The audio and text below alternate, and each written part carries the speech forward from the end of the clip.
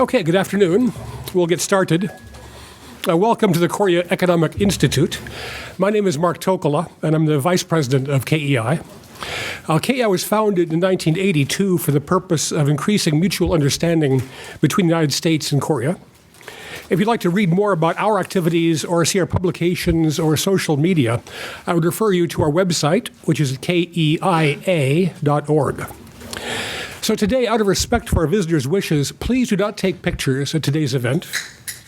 And for translation purposes, English speakers should turn to Channel 1 on their sets, and Korean speakers to Channel 2. It's a pleasure to welcome our partners from Chain and Woorihana to host this important event on North Korean freedom and human rights. It's a special pleasure to be able to welcome Lee Chol-ho, Lee Woo-jin, and Chae-min Kyung. Before I turn to our moderator, Henry Song, let me just say that amidst all of the other issues in the news regarding the Korean Peninsula, we must never lose sight of the human rights situation in North Korea. Human rights must remain an inseparable part of the agenda, no matter what else we're talking about. There are a variety of organizations working on this issue, both in Washington and around the world, and that's a good thing. It needs all the attention it can get. We at KEI have hosted a variety of programs over the past couple of years on North Korean human rights. I will be one of the speakers at the 2017 International Symposium on North Korean human rights that will be held week after next. So with that, let me turn to Henry Song. Henry, please. Thank you, Mark. I would like to thank, first of all, President Manzullo and Mark, Jenna Gibson, who is on vacation right now, and also Junil Kim for working so hard to make this event possible today. And I want to thank KEI for this great opportunity for allowing the defectors to come and speak before all of you here this afternoon. Chain and Woorihana, we decided to have this series of events and meetings with these defectors in their first visit to the U.S. Because we felt that they had very much a lot to share about their experiences, especially Mr. Lee, regarding his experience of having worked in Malaysia and having intimate knowledge about the DPRK embassy in Kuala Lumpur in light of the recent, the big news of the Kim Jong-un's assassination.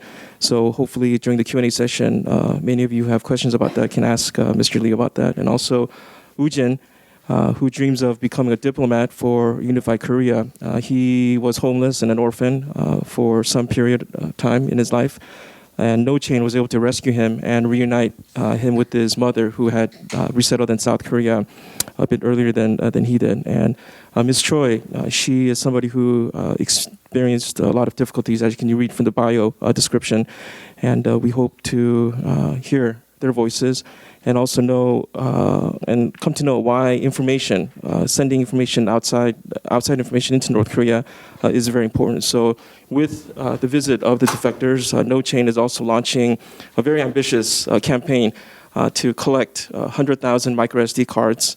And the full detailed information is in our Facebook page, which I believe most of you are on our email list. But if you have any questions about that, we're trying to recruit 100 different organizations, churches, corporations, schools, individuals to collect 1,000 micro SD cards and fill them with foreign content such as South Korean dramas and Western movies and send them to North Korea. So that's something that we want to start with the visit of these defectors. And so I hope all of you can join us in our initiative to open up the minds of the North Korean people by sending in outside information. And lastly, if I may, the visit of the defectors to the U.S. has been made possible by the generous support of Ms. Linda Han, who is the former president of the Korean Association of Greater Washington, and also the current president of Global Hanin Hyundai. So if you can just stand real quick, I just want to acknowledge you for your support. So thank you, Ms. Han. So without further ado, we'll give the floor to the defectors, and we'll start off with Mr. Lee Chol-ho.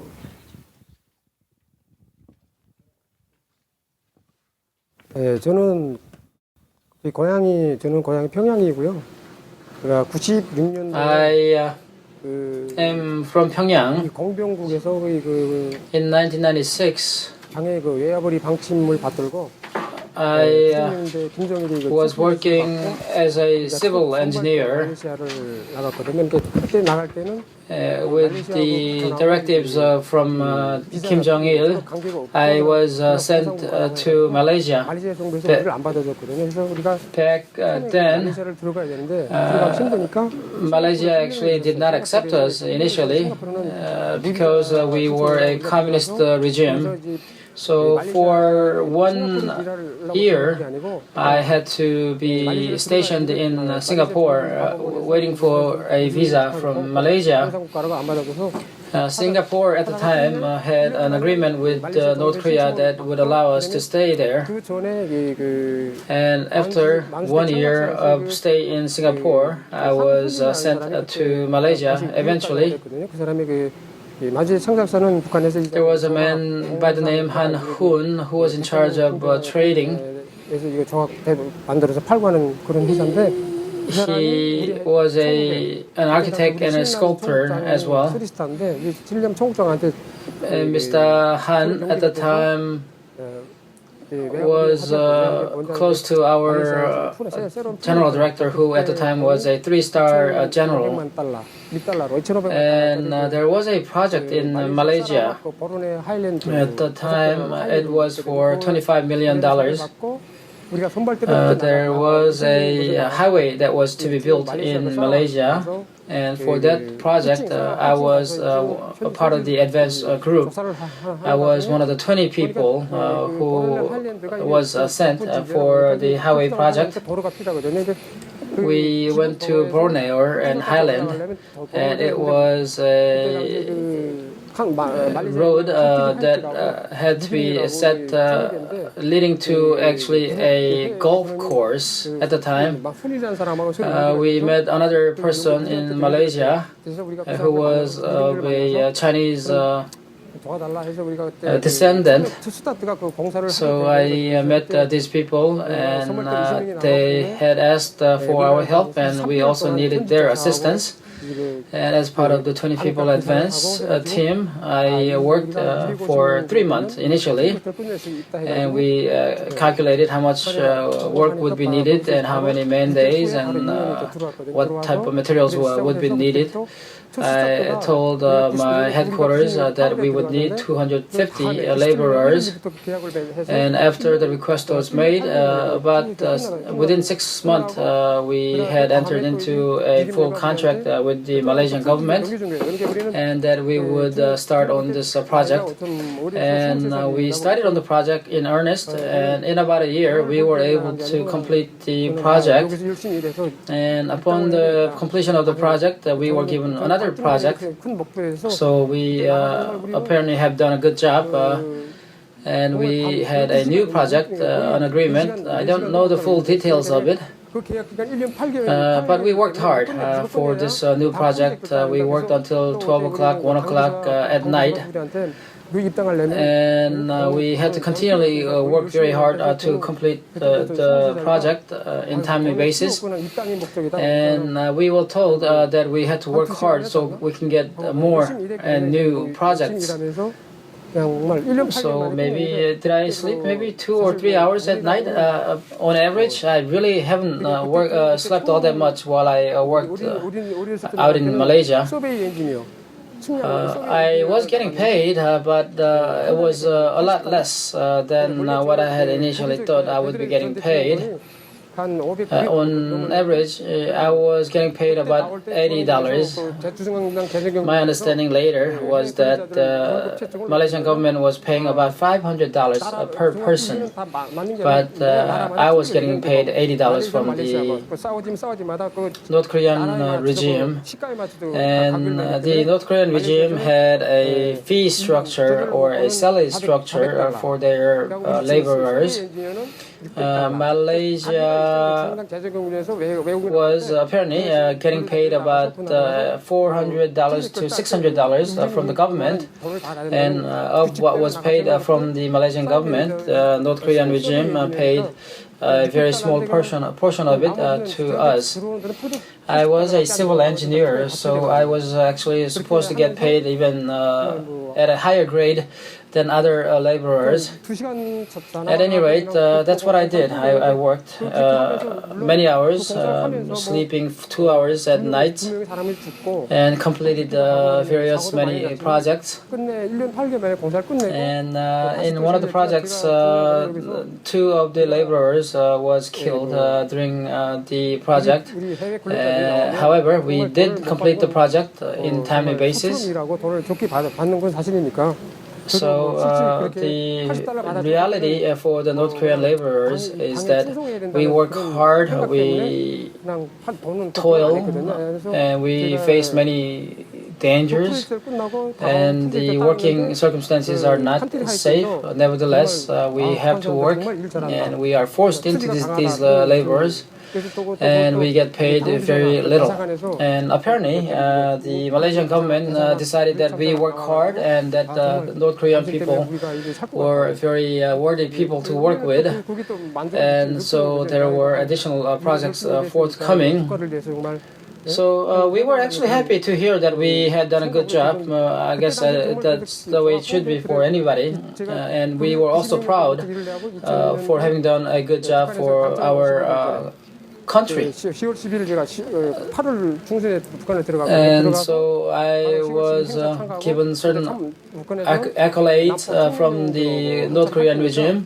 10월 10일 55들 맞으면 And I was given honors 화성 입당을 하고 for the work that I had done. And I also had a chance to go back to North Korea on certain anniversaries and certain celebratory occasions. 자꾸 그런 게 그래서 제가 When I went back to North Korea, 오는 사이인데 나가면 my friends asked me what I did with all the money I made, and I told them that I wasn't getting paid all that much. 마지막에 이제 그 우리가 But actually, what happened was I got paid on monthly basis, 들어가야 되거든요. 근데 우리 때는 and we had, as laborers, had 5-year visas. Actually, in the old days, it was 3-year visas. So every 3 years back then, had to return to the U.S., return to the North Korea, and then go back out. And then later, the visa actually became 5-year visas. Anyway, when I worked on these highway projects, I had to return to North Korea every 3 years. 저는 그 프로젝트 끝나고 있었는데 Because if I overstayed my visa, I had to pay certain penalties.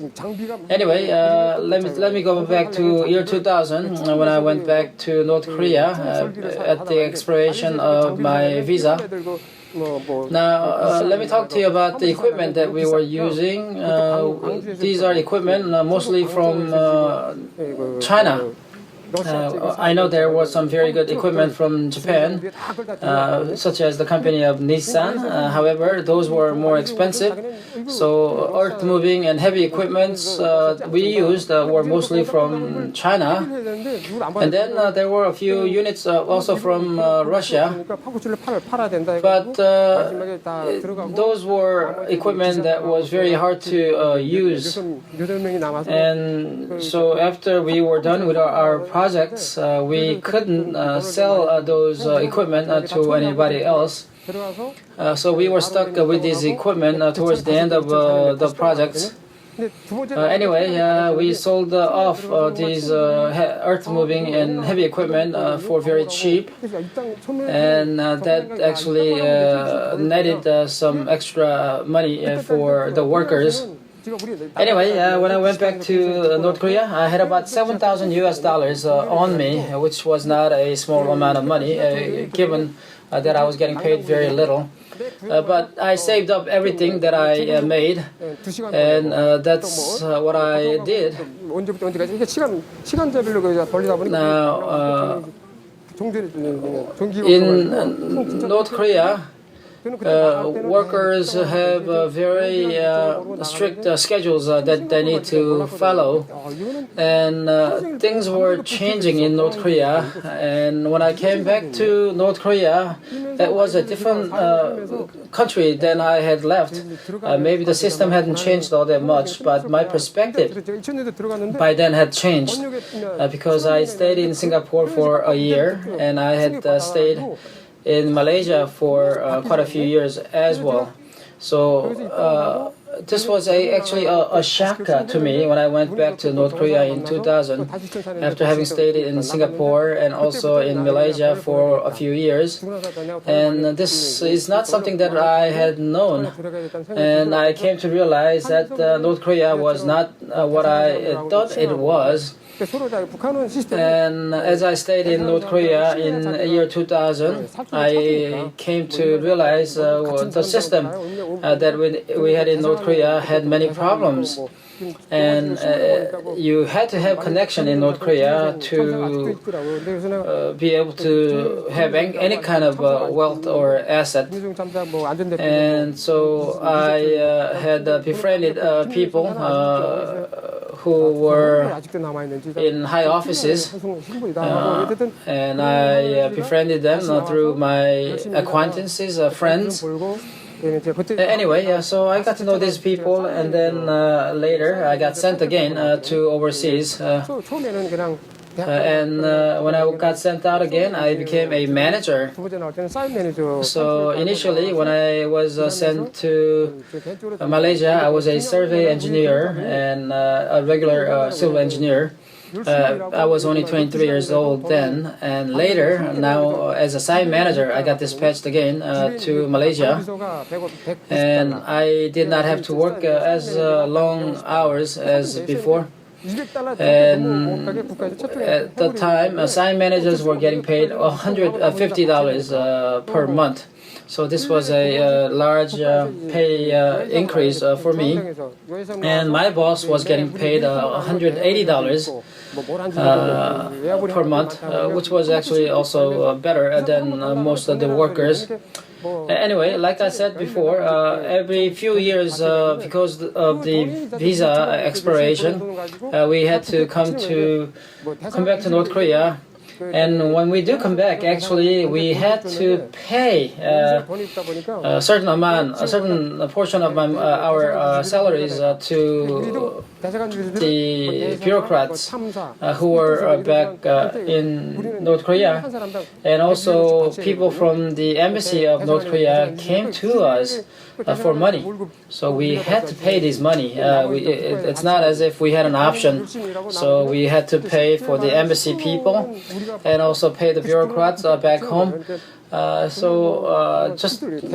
got paid better, but it's not like I had much more left in my pockets.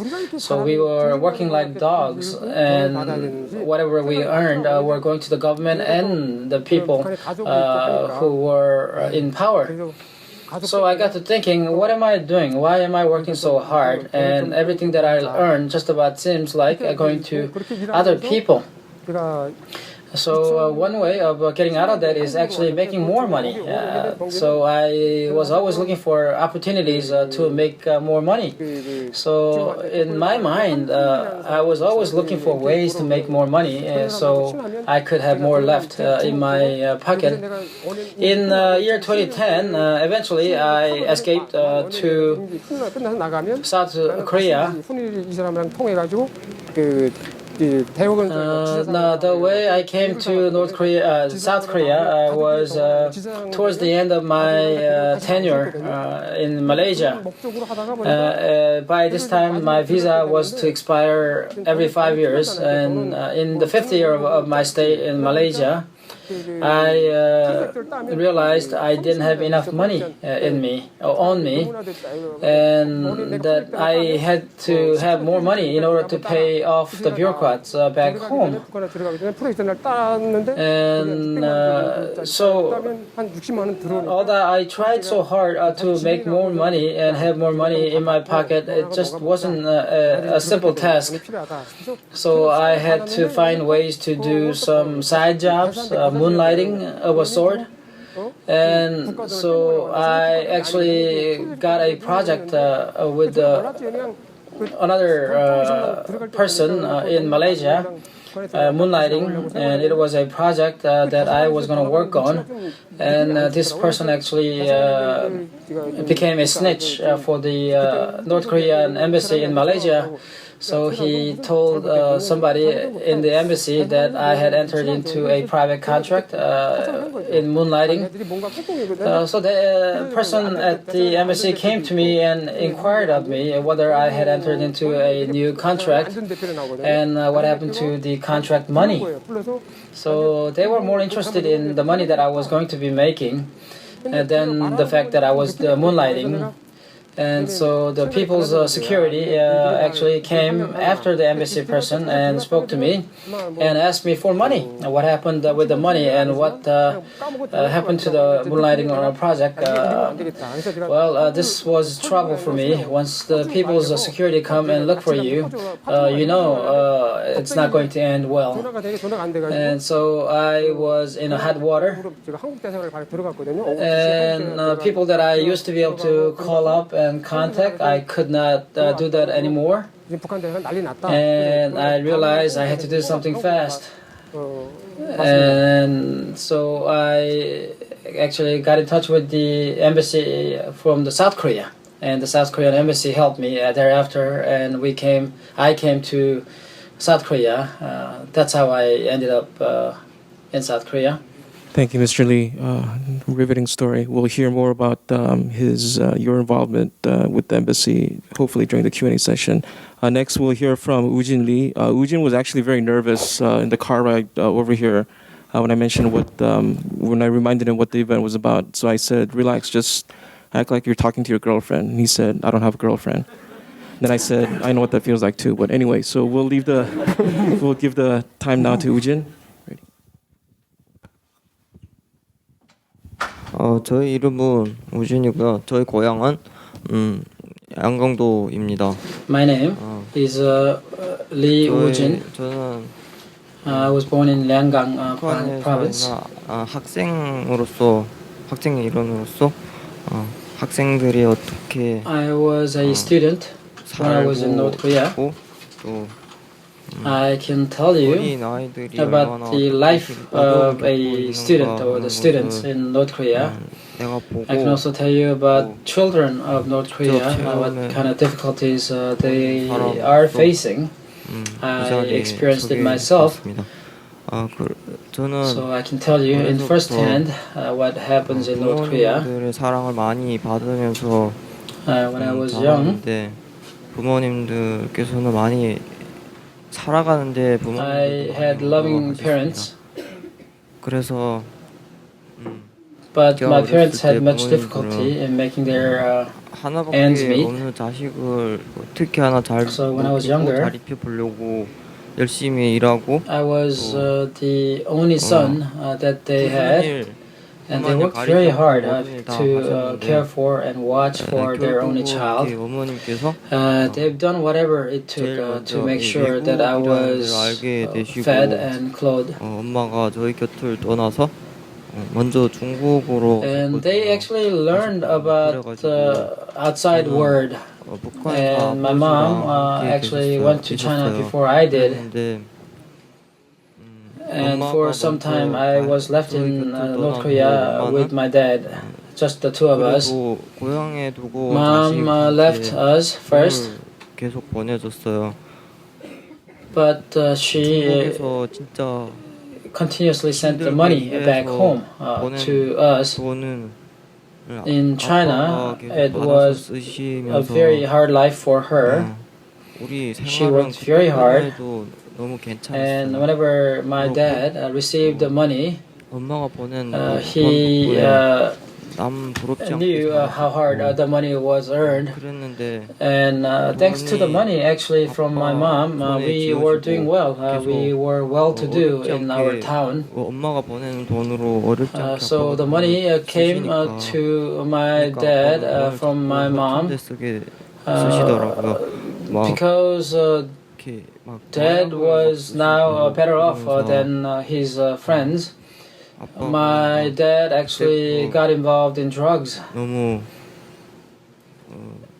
중독에 And as he 가깝게 got into 가시면서 drugs, 마지막에는 막 중독되고 또 집에 he 가산을 became 탕진하고 addicted. 아빠 모습을 And he 또 started 진짜 squandering the money that came from mom. 그 자식으로서 보지 And 못하겠다는 he was no longer 그런 걸 the 어머니가 알아버리시고는 돈을 안 보내고 loving dad that I had known, 그렇게 and 돈을 it was hard for me to bear. 그렇게 돈을 And then my mom learned about 엄마 입장으로서는 the situation at home. 못하는 거예요. 그러니까 And 아빠는 mom was very disappointed, 돈을 또 빌려다가 and 또 she 그렇게 couldn't take 하고, it, and she could not bear it. And so she stopped sending money home, and my dad insisted that she send money home. 톡에 또 Now we 시달렸고 have a problem. 아빠는 마지막에 끝내 And dad got into debts. 돌아가셨는데 Collections 약 때문에 came and looking for him. 돌아가셨던 건 아니죠. In the end, 그러면서 아빠가 dad passed 제가 away. 그때 We don't know for real why or how he died, but it was involving the drugs. 그런데 At the time, I was 11 years old. 아빠가 그때 돌아가시면서 저한테 마지막으로 넌 엄마한테 가서 After, as dad was passing away, 엄마니 내가 여기서 탈출하고 dad told me to go to China and look for your mom. 행복하게 사는 길이다 라고 You must escape from here 저한테는 and go look for your mom. 할머니가 또 That's 한 분 계셨거든요. where you will be happy. That's what dad told me before he died. 같이 살았는데 But at the time, I had a grandma. 많으셔가지고 너무 힘들어하셨어요. So after dad passed away, I was living with my grandma. At the time, grandma was very old and was not in good health. And she would often say that I grew up fast, that I had matured 가슴이 아프고 그래가지고 for my age. But it was hard for me to look at her. She was 할머니한테 폐를 끼치고 mostly. 싶지 않더라고요. She was a very old woman 극장 같은 데 가서 who 막 was 제가 unable to move about all that well. 얼마 안 되지만 그거로 So I had to go to the train station and start making some money. I was a manual laborer at a very young age, trying to earn money. 탈북을 하게 됐어요. But it wasn't a good living, and it was a very difficult life. 그래서 탈북을 해서 And decided that at some point that I need to run away. 하나만 알고 중국에 넘어왔고. So after I got out from North Korea, I went to China looking for mom. 방황하며 다니다가 I actually didn't really know where mom lived. 중국에 있는 어떤 좀 마음씨 좋은 So I actually, in search of my mom, was 그래서 이렇게 전화를 되게 빌려주셔가지고 전화를 했는데 엄마 전화가 estranged. I was looking everywhere, trying to find mom. All I had was mom's telephone number. 엄마가 안 계셔가지고 I knew mom was in China, but I just couldn't get a hold of her. I did not have her address, and I did try to call the number that she had left with us, but she didn't pick up the phone. So I had no way of getting in touch with her. So I was in China all by myself. 가지 않겠냐고. 그런 제안을 저한테 받은 somebody suggested why don't you go to South Korea? 여기서처럼 So after I was given the suggestion, 저는 한국을 I was told that in South Korea I would be safer and that I would 분들 따라서 be better off in South Korea, and that's why I decided I would come to South Korea, and so that's how I defected to South Korea. 그래서 저도 엄마를 찾게 됐고. After arriving in South Korea, I realized, perchance, serendipity would have it that I came to learn my mom was in South Korea. 저희한테 계속 돈을 보내주시느라고 So I came to my mom. We got in 돈을 touch, 많이 쓰셨는지 좀 빚도 좀 졌고 and I thought I would be happy when I 남편분 met up with my mom again. 새 아빠가 되시죠. 만났는데 경제 사정이 My mom was actually remarried at this point, 그런 모습을 and she 보면서 had arguments with 나는 the 어디가 이렇게 어렵구나 new husband quite a 이렇게 bit. 생각하고 I went to mom's place, but I realized I was not 싸우는 모습을 bringing any 보고 happiness to 엄마를 her life, 찾아왔나? 뭐 이런 and that I 생각도 was 들었고 not happy in her presence. And why did I come looking for my mom? I asked myself, and 이렇게 어렵게 what am I 살지 doing? 말아야겠다. Am I somebody who just brings misfortune to everybody that I come across? And I come to realize that I needed to be away from my mom at that point. 언론이랑 매체를 통해서 Anyway, so that's how my journey has been. 미국이 되게 대단한 나라라는 걸 그때 오면서 알게 됐어요. I had access to internet, and I was able to hear about the other people and how they lived in other countries. In particular, I learned about the U.S. and I learned about Americans and how U.S. is a superpower and had many people who were happy in that land.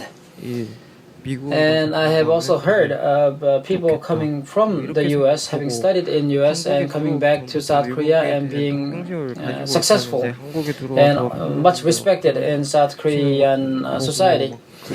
So once I learned about the U.S. and all these wonderful things about Americans and what America represents, I really did want to come to the U.S. I came to realize that I had this ambition to come to the U.S. To study. Thank you, Ujin. Ujin's dream is to become a diplomat later in life, so hopefully he'll achieve that dream. And if anyone here would like to help Ujin come to the U.S. and study, learn English, I'd be more than happy to talk to you afterward. Last but not least, we will listen to Ms. Chae Min-kyung share her story. 저희 이름은 최민경이고요. 저희 태어난 것은 함경북도예요. My name is Chae Min-kyung. I was born in Hamgyong province in North Korea. 1997년도에 했어요. I escaped 1997년도에 되면 그때가 in 1997 from North Korea. That's after the death of Kim Il-sung and Kim Jong-un came to power, and about 3 million people around this time had starved to death. And so this was the arduous march, that's what they called it, the time period. So my actually family was a family that was highly regarded in the North Korean society. Supposedly we had good lineage, good blood in us. However,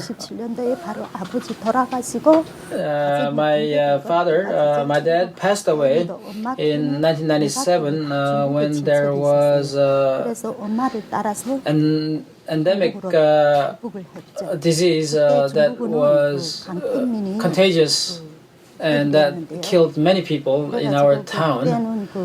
And after my dad passed away, it was no longer viable for me to stay in North Korea. So I went to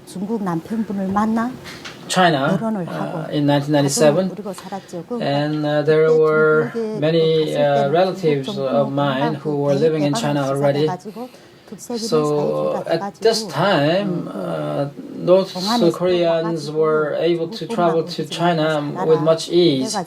The Chinese government was not repatriating people back to North Korea. All that the Chinese government had asked for from the North Korean escapees was that we abide by the laws of China. Anyway, after I went to China, I met a husband, a man who became my husband, and we had a child together in 1999. And perhaps in year 2000, there were many escapees coming from North Korea. It was a mass exodus from the North Korea into China. And when there was a mass of people coming into China, the Chinese government decided to start repatriating these people back to North Korea. Well, the North Koreans were escaping because they were starving in North Korea, and so they were looking for food. And in search of survival, they came to China, but the Chinese government started refouling and repatriating North Koreans, and every North Koreans who had escaped to China were in fear at this point. That also included myself. I was in fear of being repatriated.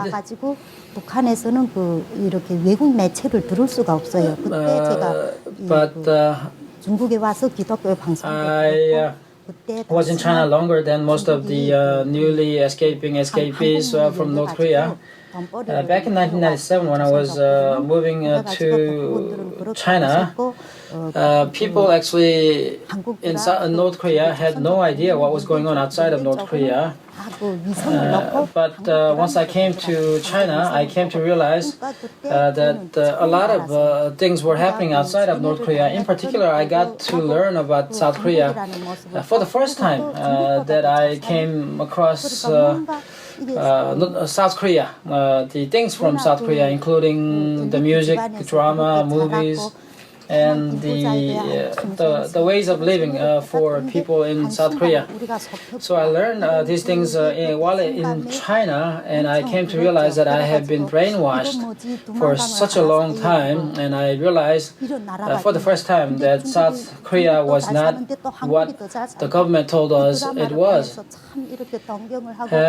So in 97, China was a better off country compared to North Korea, and then I learned that South Korea was doing much better than Chinese people, and it was a shock to me that South Korea would be a better country and a better off people than the Chinese, and it was a shock. And in China,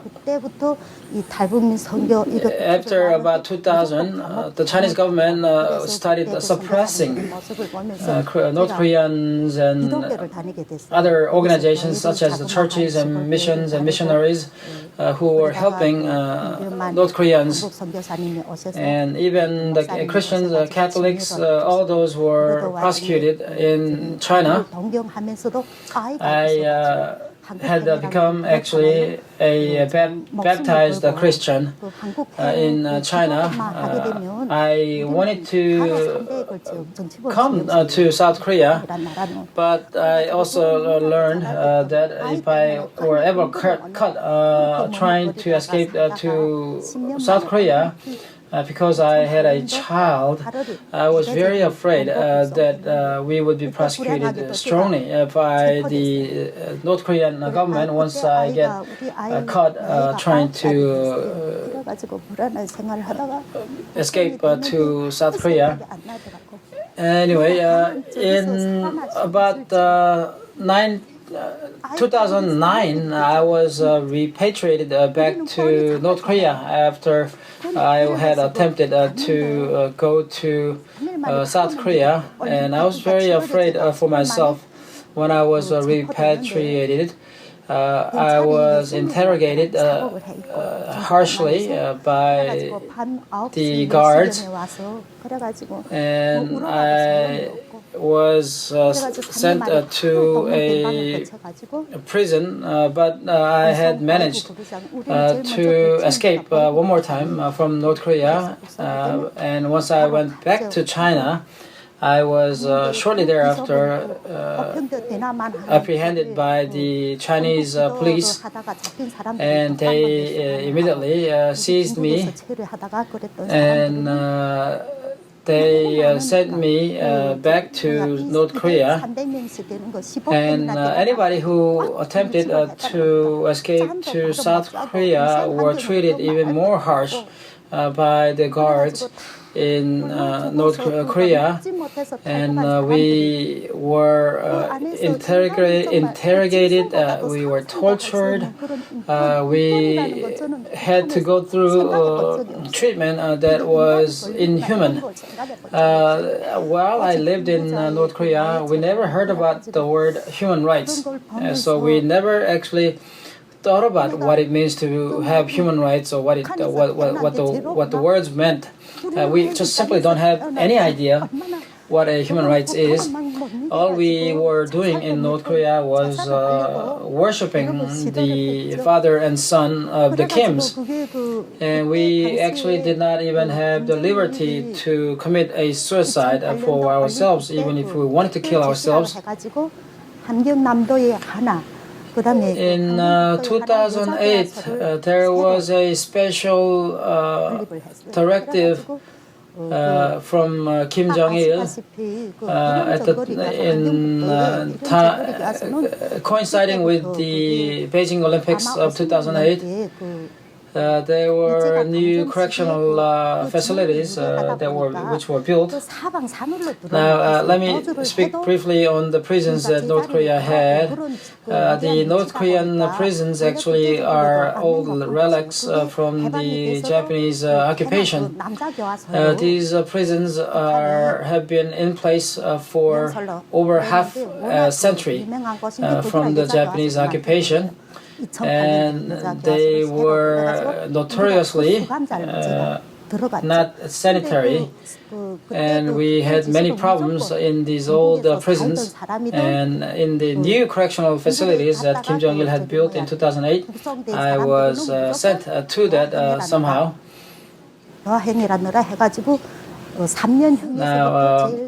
you should know that every person that is cut from China and be filed to North Korea gets sent to a political prison, and that's without exception.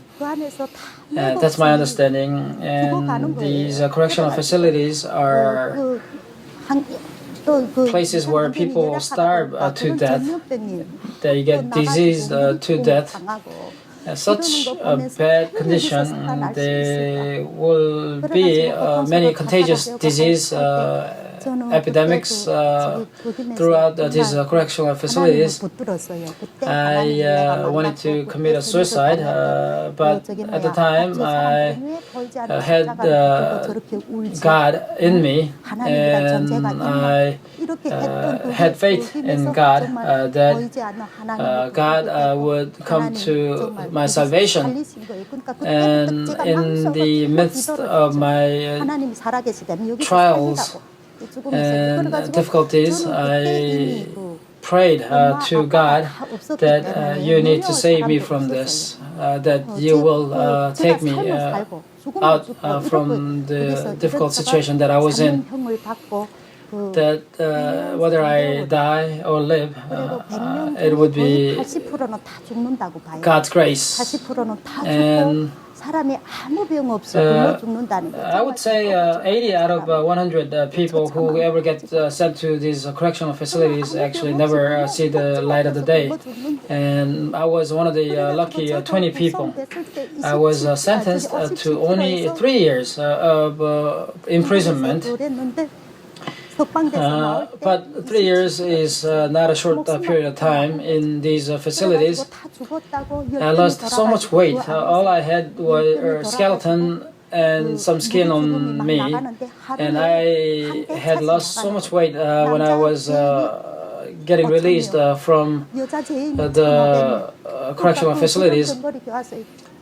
every day there were trucks and trucks that had dead bodies loaded full filled onto these trucks and taken out of the facilities, and we watched these trucks run by us.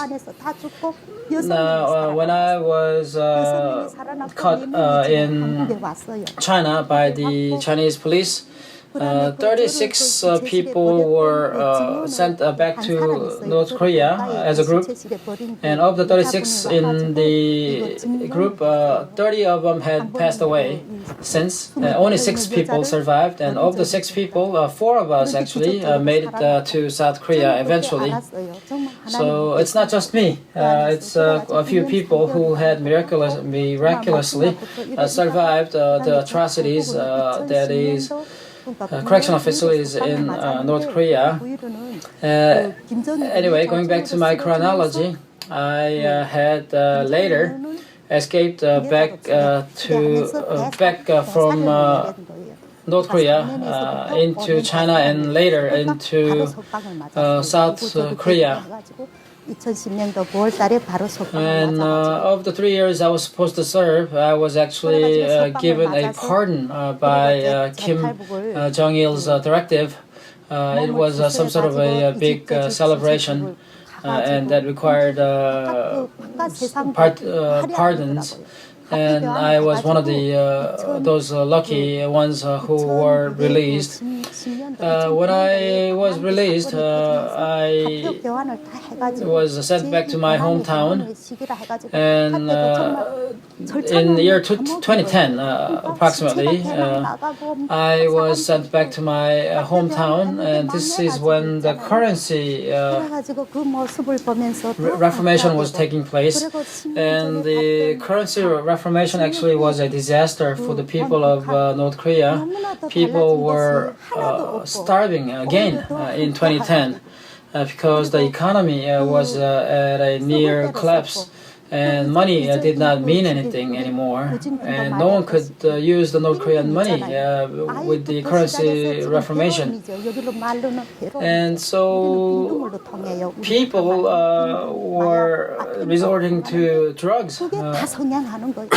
It's called Bingdu, which is heroin of a sort, and people were doing Bingdu, and the drugs were prevalent among many people. There were many addicts, so there was no order in the society anymore. There were no hope for people, and I realized once I got sent back to my hometown, I had to escape to South Korea. And actually, as far as the escaping time is concerned, in 2012, rather, that I actually escaped for the second time for the third time, I'm sorry, for the third time from North Korea. And I crossed Tumen River. Tumen River is not narrow. You can only cross the river during the winter times, only after the rivers have frozen. However, I had faith in my God, that I knew my God would lead the way for me and take me to the place that I need to get to. Around 2012, this is when Kim Jong-il actually had passed away. So this was a time of mourning in 2012, and in January of 2012, I was able to walk across the Tumen River after it had frozen, after coming to China, and then later I was able to make my way to South Korea. And thank you for listening to my story and sitting in this audience and caring for the people of North Korea. Many people are still perishing in these correctional facilities. I was lucky to be sent to a new facility where supposedly things were better. than in old facilities, but nevertheless, the conditions were horrible for me. And we have over 30,000 people who are now in South Korea from North Korea. I hope you will take interest in the North Koreans who have defected to South Korea and also the human rights issues of North Koreans. Thank you very much for your time. Thank you, Ms. Choi. So we'll open up the floor to time of Q&A, question and answer session. And before we go into that, I just wanted to, again, thank the three defectors for sharing their stories.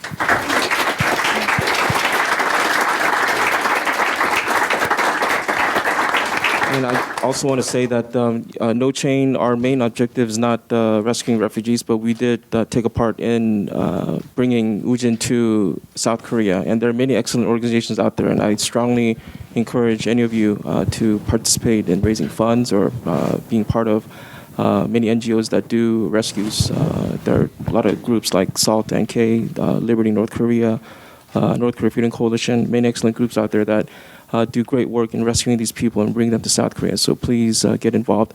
And in the case of Ms. Choi, she was not in a 관리소, in a political prison camp. She was in a 교화소, labor correctional camp. And we tend to think, well, it's probably less severe than political prison camp. But she just shared briefly how hellish her experience was. And No Chain was actually founded by a North Korean defector, Mr. Chung Kwang-il, who spent 3 years in Yodok political prison camp, and he unfortunately could not be here because of surgery he had to do that was just scheduled this week. So he's been very active in speaking about the human rights issue, and in particular the prison camp issue in North Korea.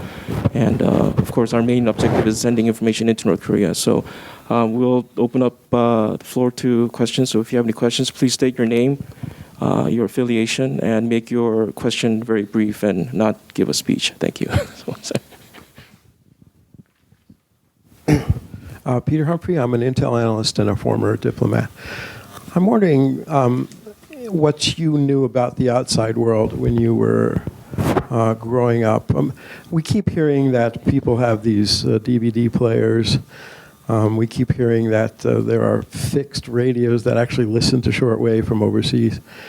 We keep hearing that stories pass by traders who are going to China. So you as a young man growing up, what did you actually hear, and what were the methods by which you heard it about the outside world?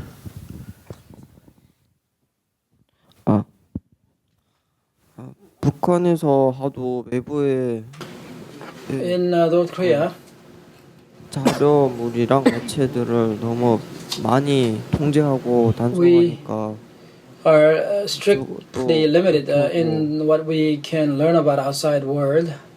그런 걸 보거나 접한 사람들을 We are constantly monitored, 본보기 삼아서 and we have often seen what happened to people who 막 사형하고 access outside world information. I've seen public executions, and I know that they also get sent to prisons. 하는데 So it is strongly prohibited that we come to access outside information.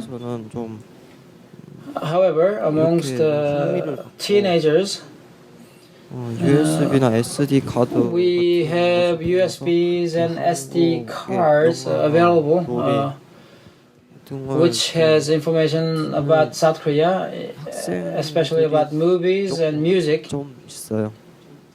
There are certain sections of people, teenagers, who have access to those. Thanks. I'm Jay Solomon with the Wall Street Journal. I had a question for Mr. Lee. I'm curious how, when you work for an overseas business of the North Korean government, how is that controlled? Was the business controlled by the embassy in Kuala Lumpur? Is it controlled through trading companies? Is it controlled by North Korean intelligence? I'm just curious because I'd assume there's a risk of defection or whatever. So thank you. 정확히 말씀을 드리면요, 대사관에서 To be exact, it's not the embassy that does the controlling. We have the ambassador we have the consulate officers, and these consulate officers, certain officers are not diplomats actually. They are from the trading company or from the intelligence community. So it's not the ambassador who is in charge, but one of the consulate officers who are in charge of monitoring and controlling us. So the ambassador would be sent from the Foreign Affairs Ministry, but the consular who does the controlling are sent from a different department. And so people are actually monitoring one another, and there are a lot of cross checks and balances that are provided. So we have various different departments from which people are sent, and one watches over the other. So if a person is from the intelligence, he would be monitored by somebody from the trading, and the trading would be monitored by people's security. So I think there were about 700 workers in Malaysia, and about 100 people were doing the monitoring. So the person who is in the consulate office was in charge in name of all workers, but monitoring would be done by these various other people from different departments, numbering in total about 100. So 100 people watching over 700 people. Hello, my name is Kayla Orta, and I work at the Woodrow Wilson Center. This question is for any of the panelists who would like to answer. My question is, once you left North Korea, once you left the other countries, and you made your way into South Korea, what aspect of South Korean life did you find the hardest to acclimate to? So what aspect or what point, or do you have a specific memory of a struggle that you had? What was it specifically that happened for you during that process? Thank you. 제가 답변할게요. 한국에 오게 되면 Well, let me speak on that. 그 때가 다르잖아요. When I came to Korea, 그다음에 남한 체제, 북한은 사회주의 it's a different system. 남한은 North Korea is a socialist country. 거기에서 South Korea is 우리는 게 a capitalist society. 그 김부자에 대한 세뇌를 당했고 여기는 So the regimes are very different. 그래가지고 와서 And I was when I was in North Korea, I was brainwashed. In South Korea, it's capitalism. Money rules. 먹고 살아야 되니까. And when the money rules, you gotta have money. And in order to get the money, you have to get a job. But getting a job in South Korea is extremely difficult for a North Korean. So on monthly basis, I do get stipend from the South Korean government, and obviously that's not enough to subsist on. So I need to find a job. But I can't find a job. And it's not just because I'm a North Korean, but South Korea as a society overall has difficulty providing jobs for people. And I know young people coming out of college in South Korea, they can't get a job anyway either. So it's a freedom with a cost. So capitalism, although people are free, if you don't have money, you will suffer. And the same goes to escapees. And it's especially hard for North Korean escapees because we don't have people or assets to rely on. We only have ourselves to watch for. And oftentimes we escape on our own, just one person, no one to rely on. Any next question? Anyone else would like to ask a question?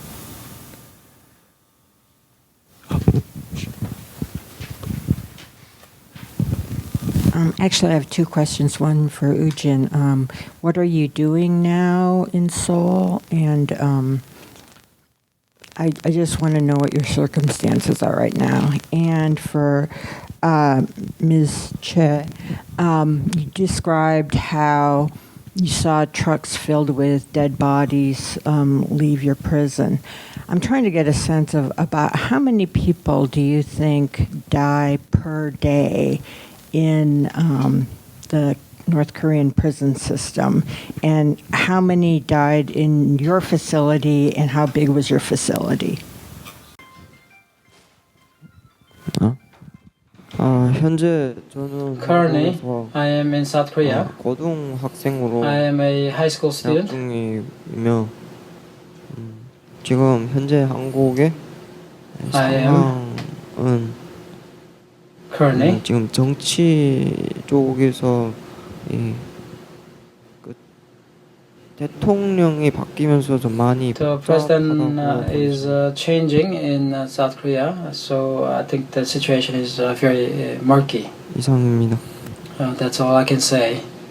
So Ujin was the delegation they were supposed to visit in early April, but because Ujin had to study for his finals, his mother said, no, studying comes first. So, yes, ma'am.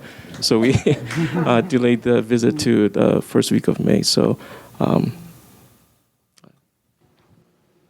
제가 있었던 그 I was in Haeryong Correctional Facility. 보통 그 연우 The conditions were very bad also. 팀에서는 그 사고 날 때는 There would be death en masse. Basically, we had many miners, and so if there is a mining accident, then people would be dying in droves in just one day. And then we had an epidemic, also contagious disease. People become very hot. Their bodies, the temperature would rise above 40 degrees Celsius. What I remember is it was one full truck every week that I saw. Now, per truck, how many people? Maybe about 100 bodies. So that's what I had seen at my correctional facilities. These people die out and they get shipped out, and then new people come in again. Of course, I don't know these people. I don't know their names, but I'm very saddened.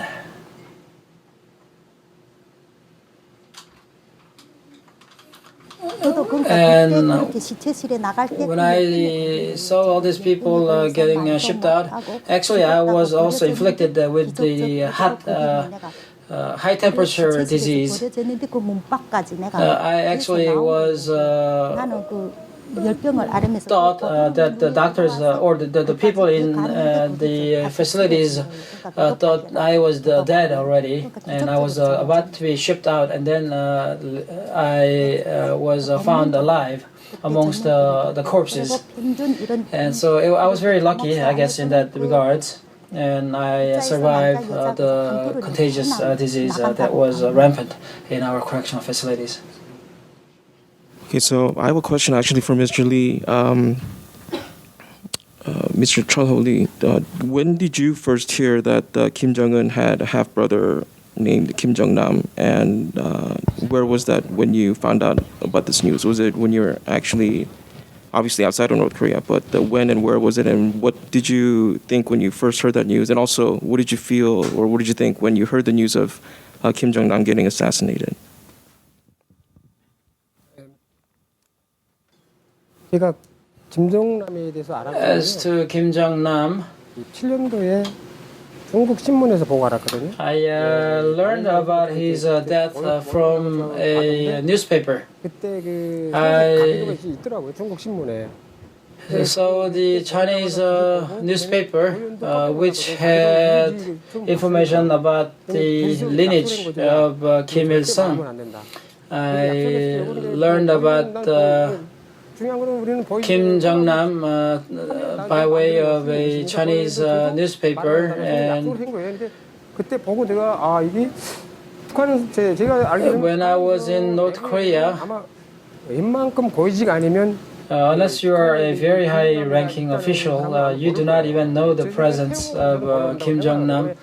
I actually think Tae Yong-ho, the consul who has defected, Mr. Tae probably didn't even know about the existence of Kim Jong-nam. Well, the death of Chang Song-taek was an event that took everybody by surprise. So the very first time I learned about Kim Jong-nam was in 1997, rather than 2017. And in 1997, after I learned about Kim Jong-nam, I knew I wasn't supposed to talk about that at all to anybody. As to Kim Jong-nam, I believe I came across him once in Malaysia, and I learned about him. And when he was in a restaurant, I wanted to be close to him because he was serving a role in Malaysia.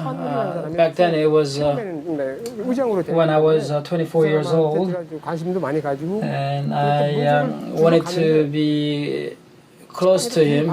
I had some documents that I was supposed to deliver to Kim Jong-nam at a restaurant. There were two main restaurants that North Korea was running in Malaysia. I went into the restaurant to deliver documents, and Kim Jong-nam was talking to another official.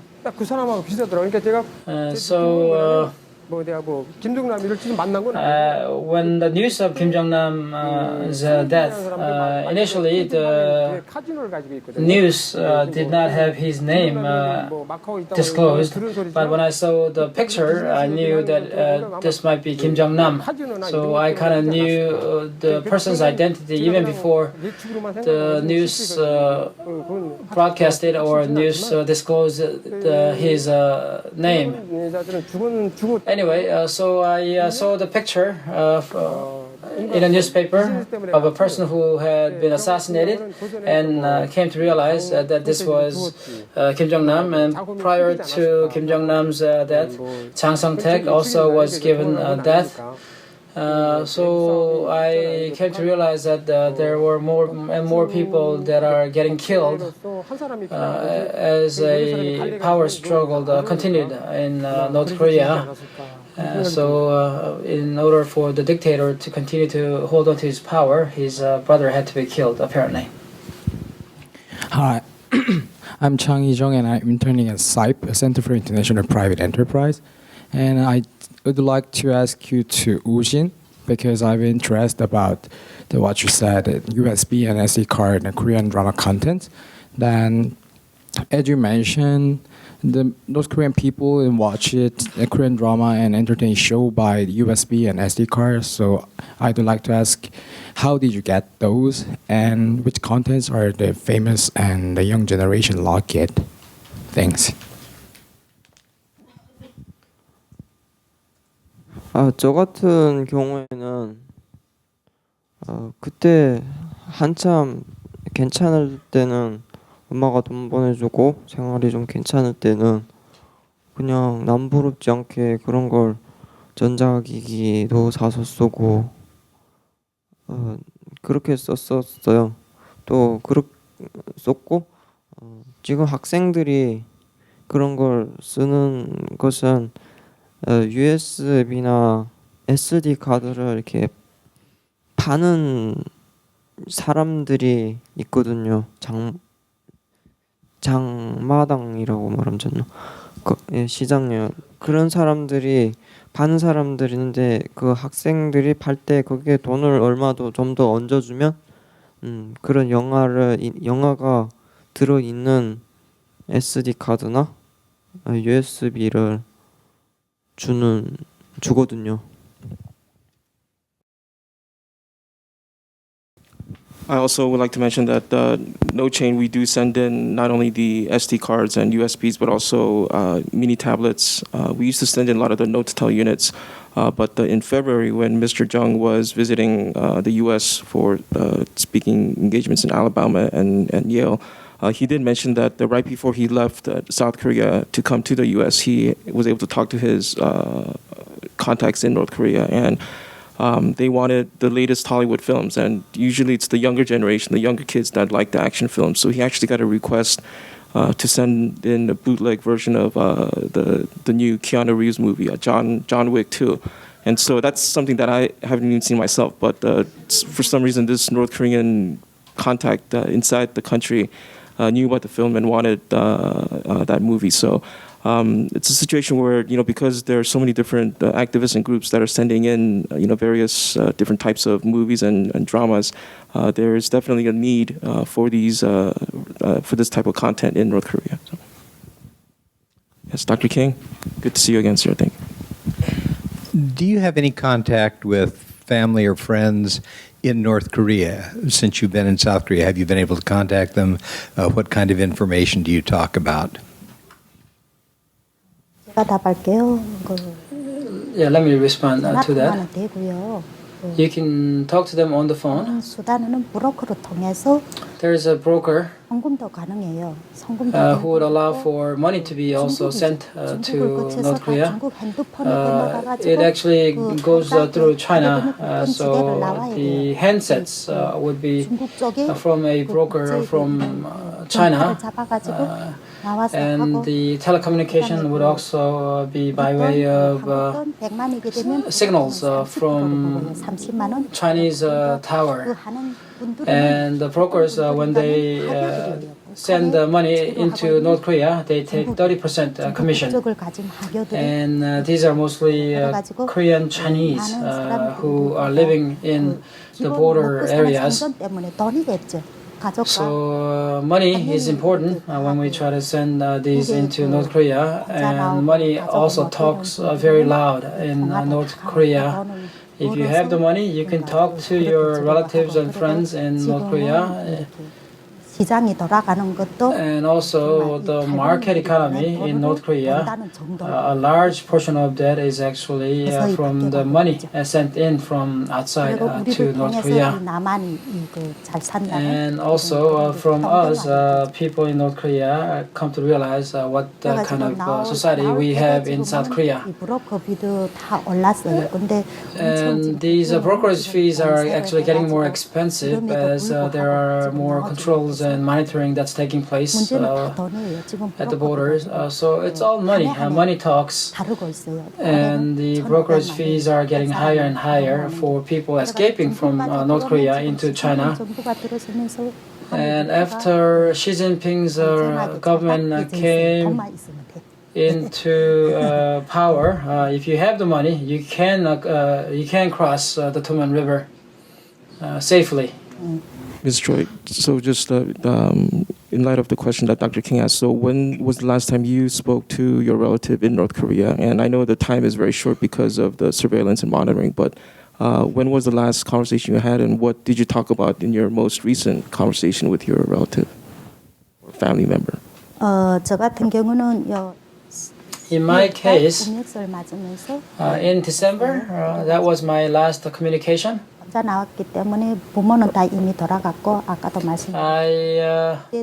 don't have any parents remaining in North Korea, but I do have relatives still in North Korea. Escaping is good, of course, if you are alone, but if you have your relatives, you still have to worry about the people that you left behind. And also, when you leave North Korea, you do not leave on your own. You actually need help from your relatives, with the understanding that you will send the money back home to North Korea. And for passes through different guard posts in North Korea, all these passes, they cost money, and you gotta buy these passes. So for my situation, I send money to North Korea once every 6 months. But although it's not a whole lot from the South Korean perspective, for North Koreans who are receiving these monies, they are big monies for them. And so when we call, we don't say I'm calling from Seoul. We have different codes. So when I want to tell them that I am calling from Seoul, I just say I'm calling from Pyongyang. I know we have more escapees, and the number is growing in South Korea. And so what we hear now from the escapees is that the control is actually becoming laxer, not tighter. Okay, so we'll have time for one more question. Who would like to be the last? Okay, the gentleman in the front, sorry. And then if you have any other questions, you could ask them during the free time after the event is over. So thank you. 네, 대사관에서 나온 박대서입니다. I am from the Korean Embassy, Park. 한국말로 질문을 I'll do it in Korean to give a accurate question to the panel members. 그 통일 관련 세미나에 참석했었는데 Woojin Lee, 거기에서 나온 얘기 중에 하나가 I was in attendance 양쪽 한국을 주된 when there was a symposium in Seoul about 모두 경험한 사람이 teenagers in North and South Korea. And in the symposium, the idea was that the young people who have experienced both North and South Koreas will be the leaders into the future who will lead the Korean Peninsula. 거의 서울 말에 가까운 말을 쓰고 있는 걸 볼 때 you speak very well, actually. I think you have adjusted to the South Korean way of life well. You do not have any, not a whole lot of accent as a North Korean. I think you will adapt very well to English-speaking environment in the U.S. if you were to study in the U.S. The government in South Korea are doing all we can to help the escapees. Other than Lee Woojin, Mr. Lee and Ms. Choi have been away from North Korea for some time, and so maybe your experience is not as fresh as that of Woojin about North Korea. Now, when you were in North Korea, Mr. Lee and Ms. Choi, you 지금 느끼는 그 한국의 must have felt 2년 전에 북한에 있었을 differently than what you might be feeling now about the outside world. Now, my question to you would be, how about the people in North Korea? Do they really know what's going on outside? Do they know what South Korea is like? The average people that you had actually come across with before. And do North Korean people think about unification? 북한에서는 In North Korea, 사람들이 그런 것을 많이 보는 것에 극히 많은 통제를 받고 있기 때문에 are constantly monitored. 10% 정도? I would say 10% maybe. 를 비롯한 계속 외국이 직접 보이는 And also people who are near the borders 많은 사람들이 그런 동경심을 좀 갖고 have access to outside information and 100명이라면 10명 정도가 have are yearning for the world outside. So that's my guesstimate as to people who have access to outside information. As to information from South Korea and also American culture. 중국이나 한국 또 여러 다른 나라들이 people 하고 있구나라는 걸 아니까 North Korea come to realize 현재 생활의 and are able to compare to what they are living. And the comparison is drastic, and people come to realize that 많이 노력하고 there's a better world outside, and that's why the monitoring continues. I believe. 또 북한에서도 And also in North Korea, North Koreans, of course, want unification.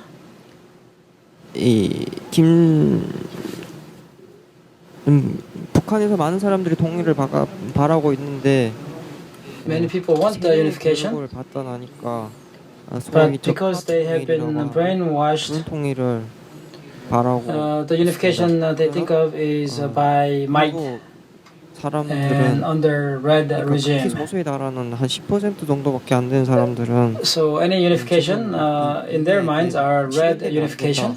라는 걸 알고 있으니까 However, 10% of those people who have access to outside world, they come to realize that it's not realistic to think of a red unification. Okay, well, the time has already come for us to end the great event. And I just want to, before Mark comes up, I just wanted to say the theme of Biit or light, that's our new concept or theme that we're incorporating at No Chain. And this fall, our second annual Biit North Korean Human Rights Film Festival will happen again, so please stay tuned for that.